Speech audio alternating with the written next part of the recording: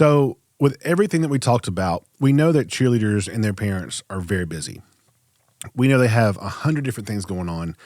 And unfortunately, not everything revolves around cheer. So since they're so busy and always on the go, how can they implement a healthy lifestyle with their busy schedule? Yeah. So I do give some good tips of like choosing convenience stores, gas station, drugstores over those fast food restaurants. Obviously there is options at those fast food restaurants that you can go for. But if it's a competition week, if it's a practice day, probably not going to be our best option. Instead, those convenience stores, gas station, drugstores, they have good options. You'd be surprised.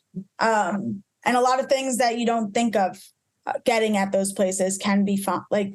It's all packaged anyway, usually. So like nuts, trail mix, protein bars, they all have them.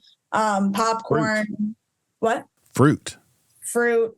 They usually have Greek yogurt, cheese sticks. Chocolate milk. Yep. All the drinks. They have all the sports drinks there. I really like Body Armor when it comes to sports drinks. I like Body Armor. We tested it at the USOPC, tested a bunch of sports drinks, and that one came out on top when it comes to both flavor profile and nutrition content. So I do really like Body Armor, and I know they sell it at pretty much every convenience store you walk into. Yeah. I choose that over Gatorade, just so you know. Okay.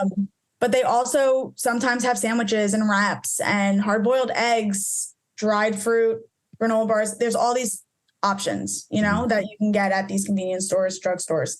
So that's one way to do it. Another way is being intentional when you're at restaurants, especially if it's around your performance times. That is 100% the key word in all of this. Intentionality. Yep. You need to go in with a plan. Again, I'm going to say it again, look up the menu beforehand wherever you go. Yeah. I find it helpful. And also don't be afraid to ask questions about preparation. I know people are like, oh, I don't want to be difficult. But ask the questions. That's what they're there for. They should know these things. They are there to serve you. Exactly. So, yeah. And then aim to have at least 3 food groups on your plate. So, we've, in the previous lessons, I talk about the athletes' plates. They're a great visual guide. I also have them on my Instagram. So always look at that and think, oh, am I hitting all? Do I have at least 3 food groups here? And if you do, you're probably set. Mm-hmm. Sauces and dressings, always ask for them on the side. You don't know how much they're putting in. You want to be able to control that.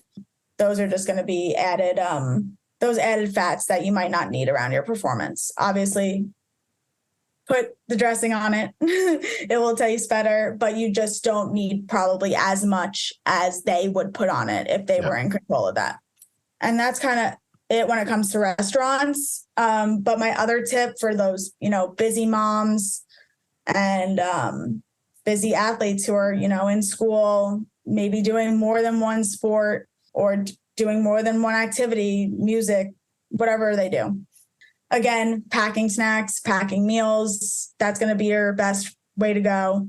Always bringing a water bottle with you everywhere. And just being, again, conscious of choices you're making around practice and games. Yeah, I keep going back because the word that kept coming to my mind every time you would talk about this through practice and competition days and pre, post, and during is just plan. Be intentional and plan. Educate the parents, educate the athletes. You yourself as a coach can plan. Give them an itinerary. Do the legwork for them.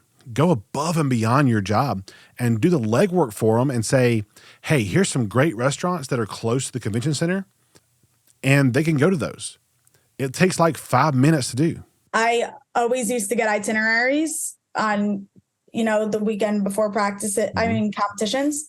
And, it would give us a detailed schedule of everything we have to be. We have pre-warm-up in X spot. Then we have our actual warm-up at this time. Then we compete at this time. Then we have to be at this person's performance, this person's. Throw in there, you should eat before this. Throw in there, make sure to bring a water bottle. Throw in there, pack your snacks. Like, these are all things. And again, like you said, put in there, here a small restaurant list. It doesn't have to be 100 restaurants. It can be 5 in the local area that you think might be fueling focused. And coaches, if you have any questions about what a good restaurant versus not so good restaurant would look like, or if you need help finding good options at certain restaurants, feel free to email me, contact me, however you can. I can 100% help with that. I do that a lot for my athletes and teams. Guys, I can't say this enough. If you have any questions about anything we discussed, first of all, we've only scratched the surface on what you've covered in the content for CCA. And I can't wait for that to get out there. But individual questions, if you have any of those, leave them in the comments below this video, and I'll pass them on to Ashley, or you can email her directly. Where can they find you? Yeah, so I'm on Instagram and TikTok and Facebook as the Cheer Nutritionist. And then Twitter, I am on there as Cheer for Nutrition. And then my website is www.thecheernutritionist.com. And you can email me with questions at thecheernutritionist@gmail.com. Thank you so much, Ashley. I really appreciate you. And this has been so much fun. Thank you for having me, Chad.